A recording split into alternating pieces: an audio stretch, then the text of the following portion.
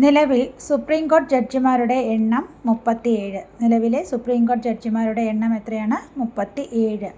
5 ജഡ്ജിമാരാണ് സ്ഥാനമേറ്റിരിക്കുന്നത്. അതിനകത്ത് 2 വനിതാ ജഡ്ജിമാരും ഉൾപ്പെടുന്നു.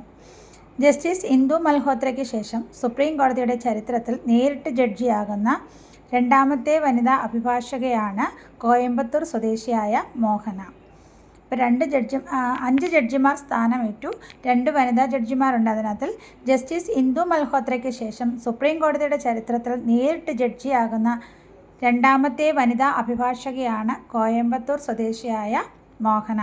സുപ്രീം കോടതിയിലെ 12ാമത് വനിതാ ജഡ്ജിയുമാണ് മോഹന. സുപ്രീം കോടതിയിലെ 12ാമത് വനിതാ ജഡ്ജിയുമാണ് മോഹന. 2 വനിതാ ജസ്റ്റിസുമാരുണ്ട്. അവരുടെ പേരുകൾ PV നാഗരത്നയും മോഹനയുമാണ്. BV നാഗരത്നയും മോഹനയും. 16ാം കേരള നിയമസഭയുടെ ഡെപ്യൂട്ടി സ്പീക്കർ ആരാണ്?